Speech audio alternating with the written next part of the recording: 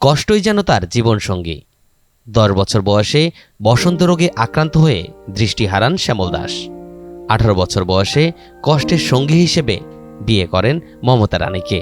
কষ্টের সংসারে একটু সচ্ছলতা আনতে স্ত্রীকে নিয়ে ঢাকায় পাড়ি জমিয়েছিলেন। স্ত্রী ঢাকার হলমার্ক গ্রুপের একটি প্রতিষ্ঠানে কাজ নিয়েছিলেন।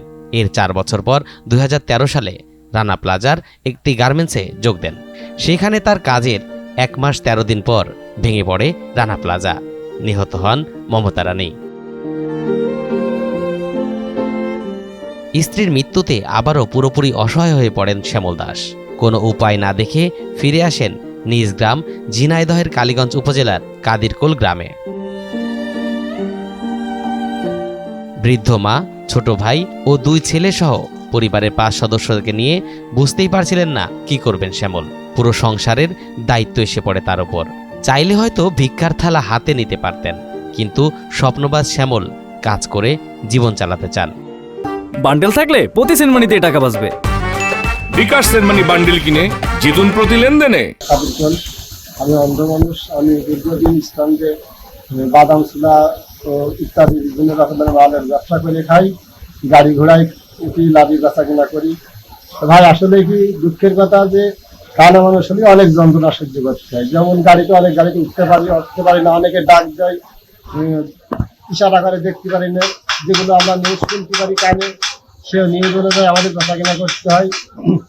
মানুষের কথা মতো নিয়ে আমাদের মাল বেচা কিনা করতে হয়, যেহেতু দেখতে না পারলে অনেক সমস্যা হয়ে যায়। তো যাই হোক, সারাদিন বেচা কিনা করার পরে দেখা যাচ্ছে 1,500 হয়, অনেকদিন 1000 হয়, অনেকদিন 1200 হয়।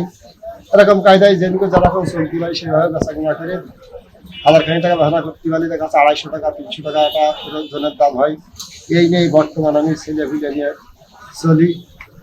যে বর্তমান জিনিসপাতির যে দাম আসলে 250 টাকা 300 টাকা ইনকাম করে গাড়ি ভাড়াতে যাওয়া আসা করে আসলে ভাই চলা খুব কষ্টের ভিতরে পড়ে যায়।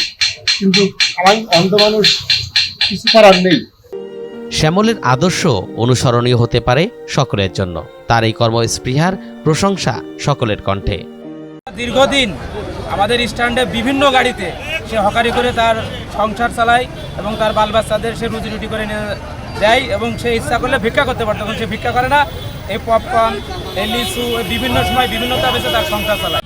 দীর্ঘদিন ধরে এই কালীগঞ্জে শাপলা গাড়িটি হকারি করে সে পপকর্ন ভাজা এবং ঝুরি ভাজা ও লিচু বিক্রয় করে। সে কোনো কারোর কাছে হাত পাতে না। শ্রমিক ভাই, অন্ধ মানুষ, তারপরেও কাজ করে খায়। সে ভিক্ষাও করে না কোথাও, শুধু কাজ করেই খায়। এই যে পপকর্ন আছে, চকলেট আছে, সব এগুলো বেচেই তার নিজের সংসারটা সে চালায়। তার ফ্যামিলি আছে, খুব গরিব মানুষ, সে তারপরেও সে কাজ করে খায়।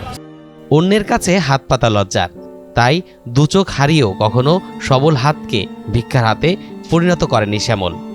এটাই হোক মানবতার আদর্শ।